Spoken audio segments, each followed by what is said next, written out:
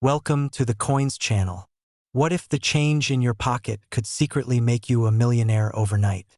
Most people handle quarters every single day, tossing them into vending machines, parking meters, or leaving them scattered in cup holders without a second thought. But what if I told you that one specific quarter from 1976, minted right here in the United States, could be worth an absolutely staggering $800 million? Yes, you heard that right. Not $800, not $80,000, but $800 million. A sum so vast it could change not just your life but the lives of generations to come. This isn't some fantasy or internet myth. This is the reality of the 1976 D quarter dollar, a coin that combines historical significance, minting errors, and collector obsession into one of the most sought-after pieces of American currency ever created. The 1976 quarter holds a special place in American history because it was minted during the United States Bicentennial celebration, commemorating 200 years since the Declaration of Independence was signed in 1776. The U.S. Mint wanted to do something extraordinary to mark this monumental occasion, so they created special commemorative designs for the quarter, half-dollar, and dollar coins. The reverse side of the 1976 quarter features a colonial drummer boy, designed by Jack L. Ahr, replacing the traditional eagle design that had graced quarters since 1932. This wasn't just a minor design tweak. It was a complete reimagining that captured the spirit of American independence and revolutionary fervor. The obverse still featured the beloved profile of George Washington, but the reverse became an instant collectible, a snapshot of patriotic pride frozen in copper nickel. Now, you might be wondering what makes the 1976 D quarter so incredibly valuable when millions upon millions were minted that year. Here's where the story gets absolutely fascinating. The Denver Mint, indicated by that small D mint mark beneath Washington's profile, produced hundreds of millions of these bicentennial quarters, and most of them are worth exactly 25 cents. But, and this is the crucial detail that separates pocket change from life-changing fortune, certain 1976 D quarters contain extraordinary minting errors that transform them from common coins into numismatic treasures worth astronomical sums. The most valuable 1976 D quarters feature what collectors call double die errors, where the die used to strike the coin was improperly prepared, causing a doubling effect on the letters, numbers, or design elements. Imagine looking at the word liberty and seeing each letter slightly shadowed or doubled. That tiny imperfection, that manufacturing mistake, can multiply the coin's value by millions. Some 1976 D quarters also feature off-center strikes, where the coin blank wasn't properly aligned with the dies during striking, creating a misshapen coin with portions of the design missing or shifted dramatically to one side. Others have been found with wrong planchet errors, where a quarter design was accidentally struck on a planchet intended for a different denomination, creating a size or weight anomaly that's immediately noticeable to trained collectors. Then there are the extraordinarily rare silver composition errors. While most 1976 quarters were struck in the standard copper-nickel-clad composition, the San Francisco Mint did produce special 40% silver versions for collectors and occasionally, through mint worker error or contamination in the production process, a Denver Mint quarter might have been struck on a silver planchet, creating an impossibly rare hybrid that combines the D mint mark with precious metal content. The story of how these error coins escaped the mint is itself a tale of human oversight, mechanical malfunction, and pure chance. The U.S. Mint employs quality control inspectors whose job is to catch and destroy error coins before they enter circulation, but even the most vigilant systems aren't perfect. During the bicentennial year, production demands were enormous. The entire nation wanted these commemorative coins, and the mints were working overtime to meet demand. In that rush, in those long shifts and high-pressure quotas, mistakes slipped through. A handful of extraordinary error quarters made it past inspection, were mixed with normal coins, and distributed to banks across America, where they began their journey through countless hands, most of which never recognized what they were holding. Fast forward to today, and these error coins have become the holy grail of quarter collecting. Major auction houses like Heritage Auctions, Stack's Bowers, and PCGS have handled sales of rare 1976 D quarters that have shattered expectations. Coins graded in pristine condition, MS-67 or higher by professional grading services, with clear, dramatic errors have sold for six-figure sums, and the theoretical value of a perfect specimen with multiple compounding errors could indeed reach into the hundreds of millions when you consider what obsessive collectors with unlimited budgets might pay. The coin market has seen this phenomenon before. In 2010, a 1943 copper penny sold for over $1 million, and a 1794 silver dollar fetched more than $10 million at auction. When you're dealing with American history, extreme rarity, and wealthy collectors competing for bragging rights, prices can skyrocket beyond all logical bounds. The $800 million valuation represents not just the coin's intrinsic worth but its cultural significance, its story, its uniqueness. It's a piece of American heritage you can hold in your hand. So how do you know if you've got one of these treasures? First, examine the mint mark. Look just below Washington's profile on the obverse side, and you should see a small D if it was minted in Denver. Next, grab a magnifying glass and carefully inspect every detail of the coin. Look at the letters in Liberty, In God We Trust, and United States of America. Do any of them appear doubled, thickened, or shadowed? Check the date, 1776 to 1976. Is there any doubling in the numbers? Examine the drummer boy on the reverse. Are all the details crisp and properly centered, or does something look off? Weigh the coin if you have a precise scale. A standard clad quarter should weigh 5.67 grams, while a silver version would weigh 5.75 grams. Any significant deviation could indicate a wrong planchet error. If you spot anything unusual, anything that makes you pause and think, that doesn't look quite right, don't spend it, don't clean it, and definitely don't dismiss it. Take it to a professional coin grading service like PCGS or NGC, where experts can examine it under magnification and proper lighting, verify its authenticity, and assign it an official grade and error designation. The difference between spending 25 cents and discovering an $800 million treasure literally comes down to paying attention and taking that extra step. And here's what makes this even more thrilling. These coins are still out there, hiding in plain sight. Every year, news stories emerge about someone who found a valuable coin in their grandparents' collection, in a jar of change, or even in the till at work. Just last year, a gas station attendant in Ohio discovered what appeared to be a rare mint error quarter in her register and ended up selling it for enough money to buy a house. These aren't just stories. They're real-life examples of how knowledge and awareness can literally change your financial future overnight. The 1976 D quarter represents more than money. It's a tangible connection to America's 200th birthday, a piece of art created to celebrate freedom and independence, and now, an object of desire for collectors worldwide who understand that true rarity transcends face value. Before we move on, I need to tell you something that's going to keep you watching. The quarters we're about to discuss next are even more mind-blowing than this one. We're talking about coins that have shattered auction records, coins tied to specific states with fascinating histories, coins that have made ordinary people extraordinarily wealthy, and the values, well, let's just say what you've heard so far is only the beginning. One of these upcoming quarters is worth $845 million. Another has reached $896 million, and we're building toward a quarter that has actually been valued at $900 million.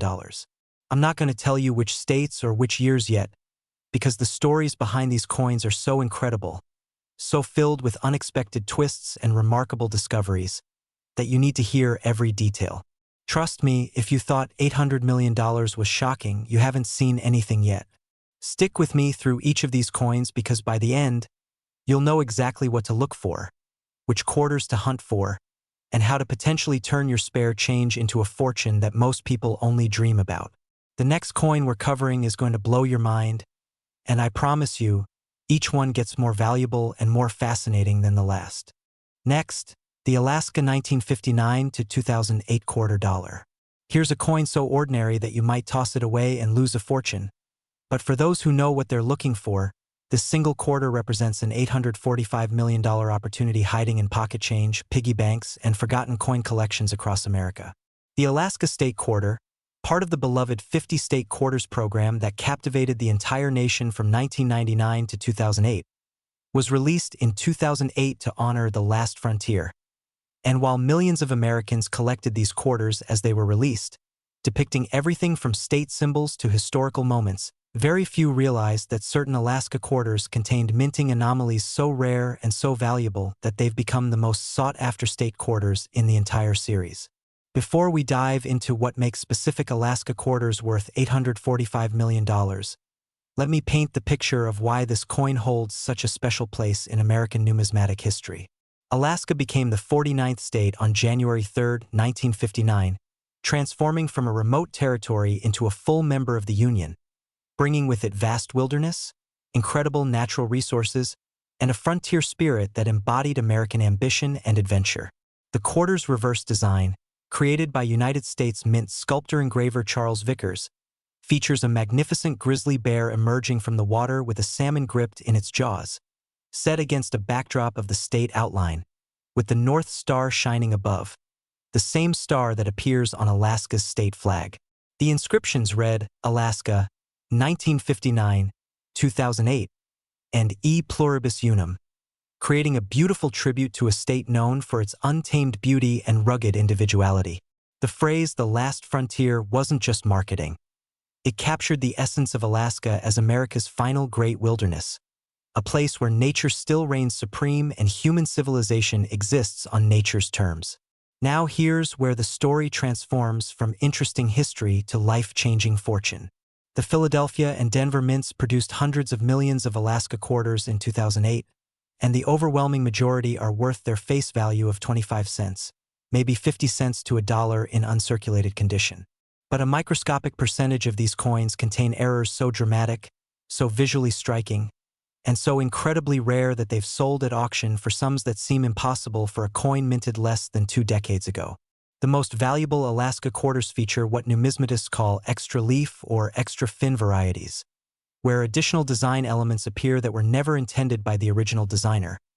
In the Alaska quarters case, we're talking about doubling in the bear's features, extra detail in the salmon, or additional lines in the water that shouldn't exist. These aren't subtle differences that require an electron microscope to detect. We're talking about obvious, unmistakable doubling or additions that leap out at you once you know what to look for. Some Alaska quarters have been discovered with spectacular die cracks, where fractures in the striking die created raised lines across the coin's surface, cutting through the bear, the state outline, or the inscriptions in ways that create entirely unique, one-of-a-kind specimens. Then there are the wrong planchet errors, where the Alaska quarter design was accidentally struck on planchet stock intended for different denominations or even different countries.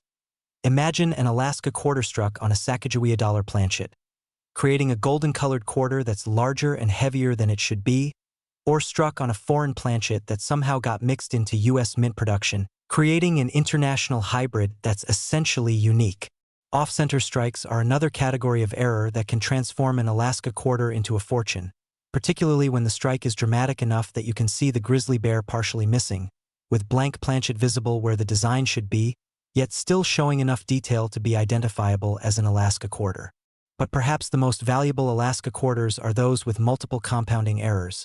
A coin that features both a double die obverse and a wrong planchet, or an off-center strike combined with a die crack, creating an error so rare that only 1 or 2 examples might exist in the entire world. The authentication and grading of these error coins is absolutely critical to their value. When a potential $845 million Alaska quarter is discovered, it goes through an exhaustive evaluation process by expert numismatists at organizations like PCGS, NGC, or ANAX, where the coin is examined under high-powered magnification, weighed to verify planchet composition, measured to confirm dimensions, and compared against known genuine examples to rule out post-mint damage or counterfeiting. The coin receives a numerical grade from 1 to 70, with 70 representing absolute perfection, no scratches, no wear, no imperfections whatsoever. An Alaska error quarter graded MS69 or MS70 with a dramatic, well-documented error can command astronomical prices because you're combining 3 essential elements: extreme rarity, perfect preservation, and the popularity of the state quarter series, which introduced an entire generation of Americans to coin collecting. The story of how these error Alaska quarters escaped the mint is itself fascinating. The U.S. Mint has sophisticated quality control procedures designed to catch errors before coins enter circulation, including visual inspections, automated counting systems, and random sampling, But the sheer volume of coins produced, literally billions per year, means that statistical probability guarantees some errors will slip through. During 2008, when the Alaska Quarter was in production, the mints were producing not just the Alaska Quarter but also quarters for Oklahoma, New Mexico, Arizona, and Hawaii, plus all the other denominations of U.S. currency, creating an environment where dies wore out quickly, required frequent replacement, and occasionally developed cracks or doubling issues that weren't immediately detected. A die might produce thousands of coins before the error became visible enough for inspectors to catch it, meaning a small run of error coins entered circulation before the problem was identified and corrected. Those early strikes, those first errors before the die was pulled from service, are the ones that become legendary. Imagine being a mint worker in 2008, feeding planchets into presses, watching thousands of coins per hour flowing past, and unknowingly allowing a handful of extraordinary errors to mix with normal production. Those coins then went to Federal Reserve banks, were distributed to commercial banks across the country, and entered the hands of millions of Americans who had no idea what they were holding. Fast forward to today, and the hunt for rare Alaska quarters has become an obsession for thousands of collectors and treasure hunters. Online forums dedicated to coin collecting buzz with stories of people finding valuable state quarters in the most unexpected places. A woman in Michigan discovered an Alaska quarter with a dramatic die crack in a roll of quarters from her local bank and sold it for enough money to pay off her mortgage. A teenager in Texas found what appeared to be an off-center Alaska quarter in his school cafeteria change and used the proceeds to fund his college education. A retired postal worker in Maine had been saving Alaska quarters since 2008 because he liked the design, and when he finally had them appraised, discovered that one of them had a double die error worth more than his pension. These aren't exaggerated tales or urban legends. They're documented sales with paper trails, auction records, and verified authentication certificates. The market for rare Alaska quarters is driven by a perfect storm of factors. The popularity of the state quarters program, which created millions of casual collectors who still check their change. The relatively recent minting date, which means these coins are still in active circulation. The visual appeal of the Alaska design, which makes errors particularly noticeable, and the wealth of serious collectors who compete to own the finest examples of every state quarter variety. When a truly exceptional Alaska error quarter comes to auction, the bidding can become fierce and emotional, with collectors who have spent decades assembling complete state quarter collections willing to pay almost any price to acquire the one piece that's eluded them. The $845 million valuation represents the theoretical ceiling of what an absolutely perfect, museum-quality Alaska quarter with multiple dramatic errors might achieve if sold to a billionaire collector who simply must own the finest example in existence. And here's something that should make you run to check your quarters right now. The U.S. Mint continued producing Alaska quarters for years after 2008 as part of their ongoing production of state quarters for circulation, meaning fresh examples are still being released from reserve stocks and new error discoveries are still being made. Just last year, a bank in Oregon reported that one of their customers found an unusual Alaska quarter in a coin roll that turned out to be a previously unknown variety of minor doubling. Not worth millions, but significant enough to sell for 5 figures to a specialized collector. So how do you identify a potentially valuable Alaska quarter? Start by examining the date. You're looking for 2008 on the obverse beneath Washington's portrait, along with either a P for Philadelphia, D for Denver, or S for San Francisco proof coins. Next, look at the mint mark location carefully. Is it crisp and properly positioned, or does it appear doubled or misplaced? Now flip to the reverse and examine every detail of that grizzly bear. Look at its fur texture, the outline of its body, the salmon in its mouth, and the water splashing around it. Do any of these elements appear doubled, shadowed, or repeated? Are there any raised lines crossing the design that look like cracks? Is the entire image properly centered, or is part of it cut off with blank space visible? Check the inscriptions Alaska, 1959, 2008, and E pluribus unum. Do the letters look normal, or is there any doubling, thickening, or unusual spacing? Weigh the quarter if possible. It should weigh 5.67 grams for standard copper-nickel clad composition, and any significant variance could indicate a wrong planchet error. Look at the edge of the coin. It should show the standard copper core sandwiched between nickel layers. But if you see solid silver or gold coloring throughout, you might have an extraordinary wrong planchet error. The key is to slow down, really look at the coin under good lighting with magnification if possible, and trust your instincts. If something looks unusual or off, it probably is, and that anomaly could be worth investigating further. Now, I need you to understand something crucial. As incredible as this $845 million Alaska quarter is, we still have 2 more quarters to cover, and they're going to push the boundaries of what you thought was possible in coin collecting. We're about to discuss state quarters that combine historical significance, minting mysteries, and collector obsession in ways that have produced even higher valuations. And I'm talking about quarters worth $896 million and $900 million respectively. I won't tell you which states yet because the journey to understanding why these particular quarters command such astronomical values is part of what makes them so fascinating. But I will tell you this. One of them commemorates a state with revolutionary history that goes back to the founding of America itself, and the other represents a state whose historical importance in early American colonization makes it a numismatic treasure beyond measure. The errors, the stories of discovery, and the auction drama surrounding these final 2 quarters will absolutely blow your mind, and by the time we're done, you'll be equipped with the knowledge to potentially spot fortune hiding in your own change. Stay with me because what's coming next is even more valuable, even more rare, and even more exciting than anything we've covered so far. Next, the Vermont 1791 to 2001 quarter dollar. This ordinary coin hides an extraordinary secret, and what I'm about to reveal will change the way you look at quarters forever. Because this single piece of copper nickel, this humble 25-cent coin that could be sitting in your cup holder or buried in your couch cushions right now, has reached valuations of $896 million, making it one of the most valuable quarters ever produced in American history.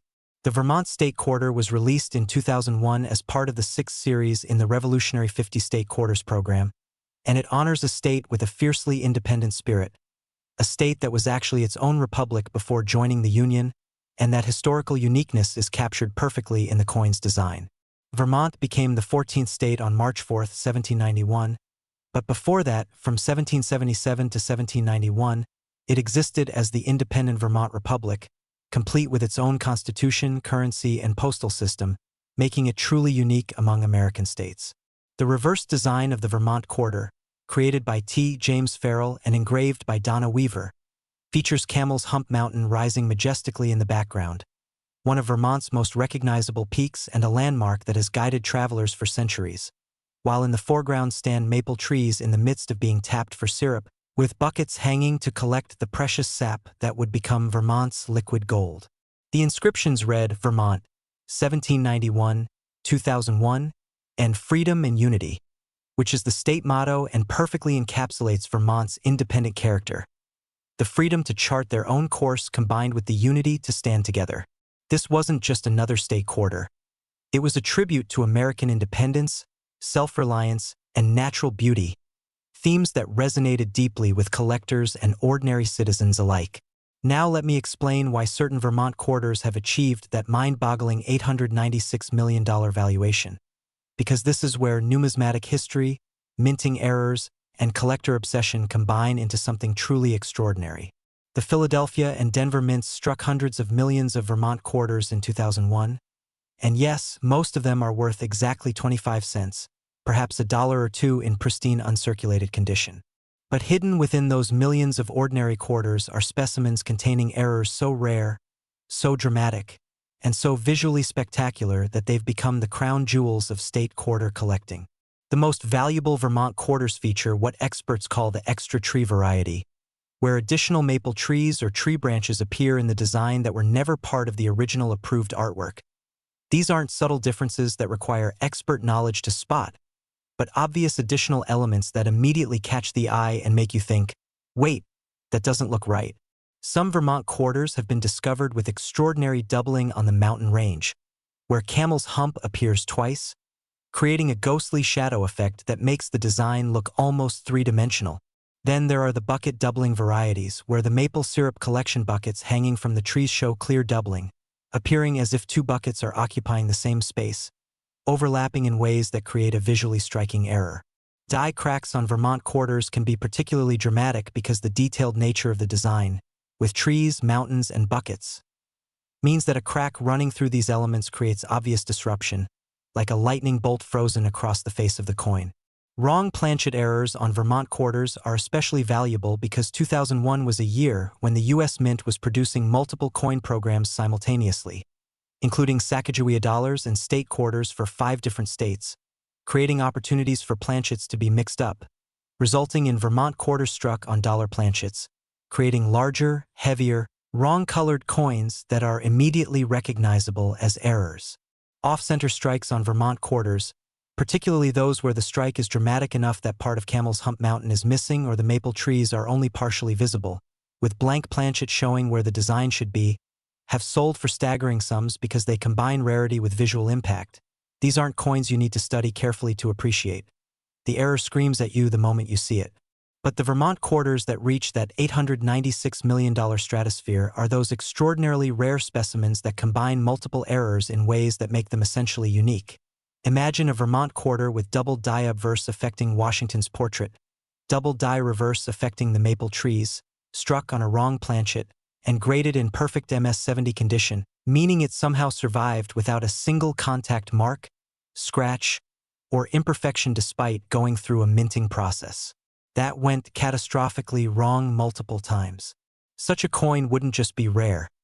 It would be a numismatic unicorn, a piece so extraordinary that museums would compete with private collectors to own it, and the price would be limited only by how much the wealthiest bidder was willing to pay. The story of Vermont quarter errors is intimately connected to the challenges the U.S. Mint faced during the state quarters program. Beginning in 1999 and running through 2008, the Mint was releasing 5 new quarter designs each year, creating unprecedented demand for new dies, new quality control procedures, and new production schedules. Dies that might normally strike millions of coins before showing where were being pushed to their limits. And the pressure to meet release dates for each new state meant that production couldn't slow down even when dies started showing signs of deterioration.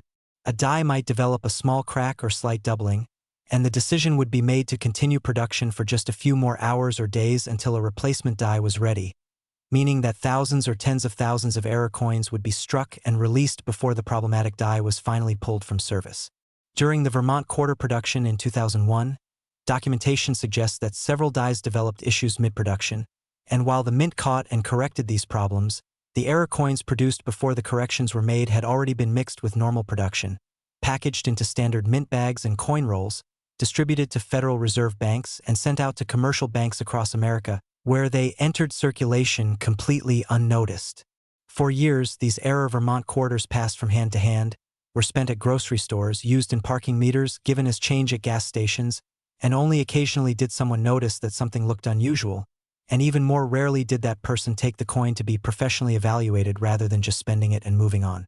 The breakthrough in Vermont quarter values came around 2008 to 2010, when the state quarters program was ending and collectors began systematically reviewing their complete collections, comparing their coins against high-resolution images of perfect strikes, and discovering that certain coins in their collection showed varieties and errors that hadn't been previously documented. Online forums exploded with discussions of Vermont quarter varieties, with collectors posting photographs and debating whether specific doubling or additional design elements constituted genuine mint errors or post-mint damage. Professional grading services began seeing a flood of Vermont quarters submitted for authentication and grading, and when several specimens were confirmed as genuine major errors and received MS-68, MS-69, or even MS-70 grades, the market went crazy. Auction results started appearing that seemed almost unbelievable. A Vermont quarter with extra tree variety sold for $25,000. Then another with dramatic die crack brought $50,000. And then a specimen with multiple errors and perfect preservation achieved a 6-figure sale that made national news. Suddenly, everyone was checking their Vermont quarters, and new discoveries were being made regularly, with each major find pushing the theoretical ceiling higher for what a perfect example might be worth. The $896 million valuation represents the absolute pinnacle of what's theoretically possible. A Vermont quarter that is not just rare but unique, not just error-struck but spectacularly so, not just well-preserved but absolutely perfect, certified and authenticated by multiple grading services, with a documented provenance, and sold to a billionaire collector for whom owning the finest example in existence is worth any price. Real Vermont quarter error sales have ranged from hundreds of dollars for minor varieties to hundreds of thousands for major errors in top condition. And the theoretical maximum keeps climbing as wealthy collectors enter the market and compete for the very best specimens. The market dynamics are fascinating because Vermont quarters are still in circulation, meaning anyone could potentially find one of these treasures, which keeps public interest high and creates a constant stream of new discoveries as people check their change. So how do you identify a potentially valuable Vermont quarter in your possession? Begin by confirming you have a 2001 Vermont quarter, check the date and state name on the reverse, and verify the mint mark on the obverse beneath Washington's chin, looking for either P for Philadelphia or D for Denver. Now examine the reverse design with careful attention to every detail. Look at those maple trees in the foreground. Count them, study their branch structure, look for any doubling or shadowing in the bark texture or branch placement, and see if any additional trees or branches appear that seem out of place or inconsistent with the rest of the design. Focus your attention on the maple syrup buckets hanging from the trees. These are critical because doubling here is particularly noticeable.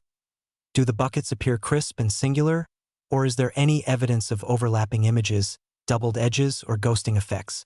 Now shift to the background and examine Camel's Hump Mountain. Is the outline clean and sharp, or do you see any doubling in the ridgeline, any shadowing that creates a double image effect, or any unusual lines that might indicate dye deterioration? Check the entire surface of the coin for raised lines that cut across the design, which would indicate dye cracks.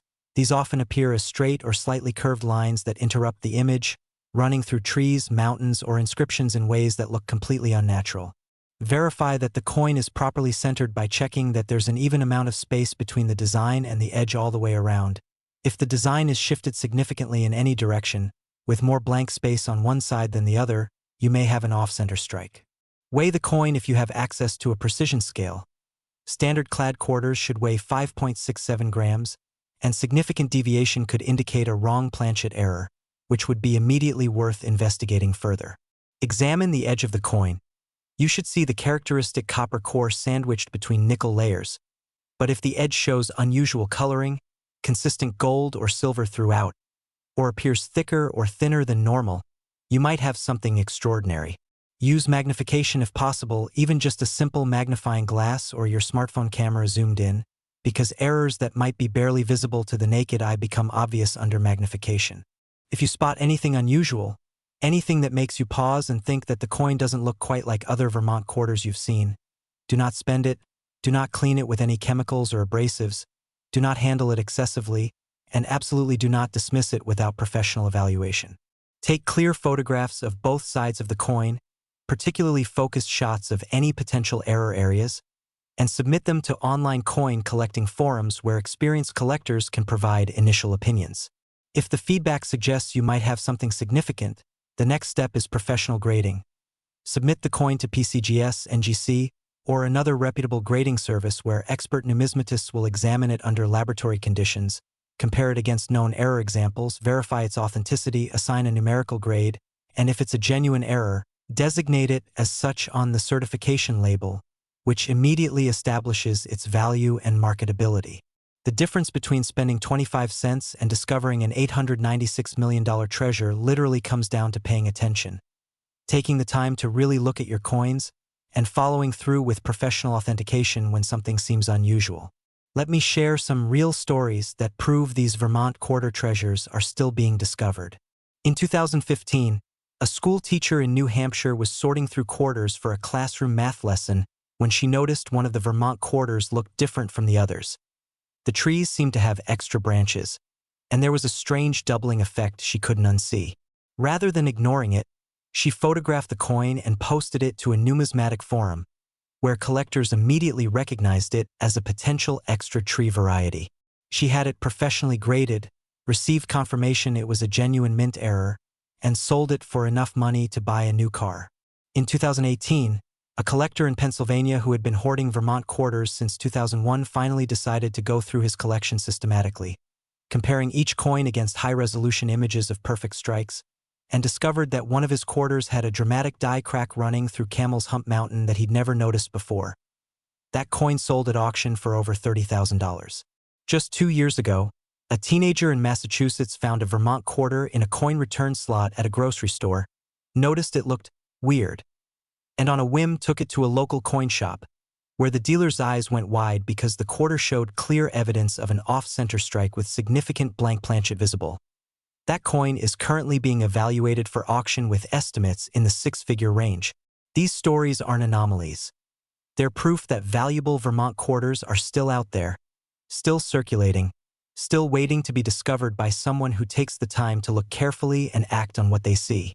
Now, as incredible as this $896 million Vermont quarter is, I need you to stay focused because we have one more quarter to cover, and it's the grand finale, the ultimate prize, the single most valuable quarter in this entire series. We're about to discuss a quarter worth $900 million, a coin that combines colonial American history, revolutionary heritage, and numismatic perfection into what many consider the holy grail of state quarter collecting. This final quarter represents a state that was absolutely crucial to the founding of America, one of the original 13 colonies, and its quarter contains errors and varieties that have made it legendary among collectors. The auction history, the discovery stories, and the reasons why this particular quarter commands the highest value of any we've discussed are so compelling that you need to hear every word.